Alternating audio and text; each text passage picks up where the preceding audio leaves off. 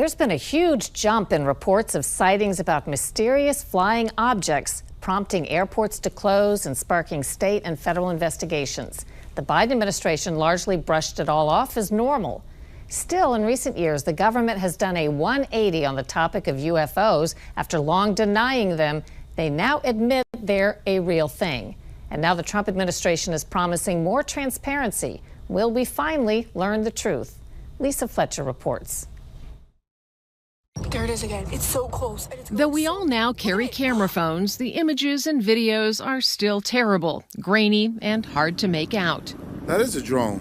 Here, recent unexplained sightings of drones and groups of drones that have perplexed political leaders and worried many residents of East Coast states. There's a whole fleet of them. Look on the ASA. The Pentagon's multi-million-dollar video systems, these taken by Navy F-18s, aren't much better in terms of quality. What these sightings have in common is uncertainty. There's clearly something out there, but no one is sure what. It was back in the 1950s and 1960s when UFOs really became a thing. Just as the U.S. and Soviet Union were competing up in space and fighting the Cold War down on Earth. I knew it. This is an alien, and you guys are from some government agency trying to keep it under wraps. Our seeming obsession with the possibility of extraterrestrial intelligence spawning countless TV shows and movies. But in recent years, things have become serious with multiple congressional hearings. Late last year, John Kozlowski, the Pentagon's UFO chief, described what happened when a law enforcement officer saw a strange orb in the sky. He saw a blacker than black object. He said it was about the size of a Prius, 4 to 6 feet wide.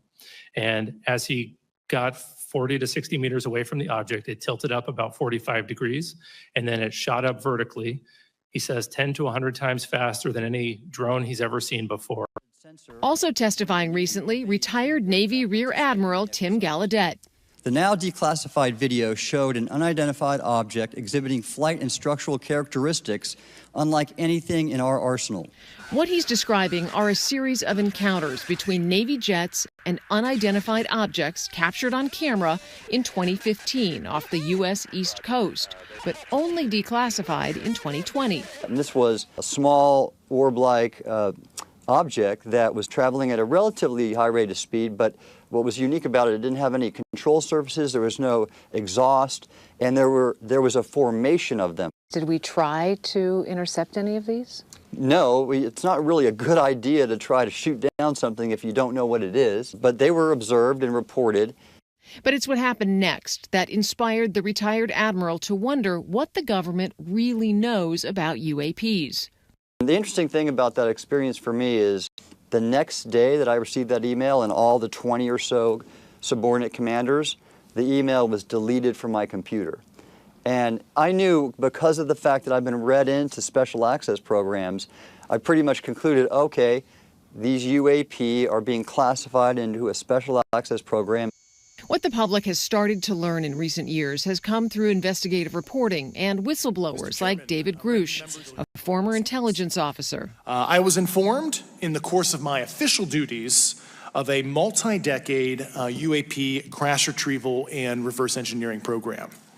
Do you believe David Grush's allegations? 100%. He's the person basically that broke this story that we've had a long-standing UAP crash retrieval program, that we have knowledge, even some of the biological remains of non-human intelligences that operate these objects. Based on everything you know, how long do you think the U.S. government has had evidence of extraterrestrial life?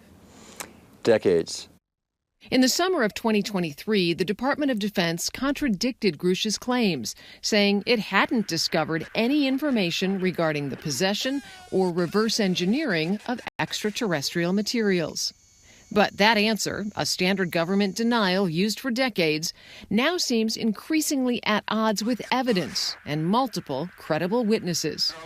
For Full Measure, I'm Lisa Fletcher in Washington.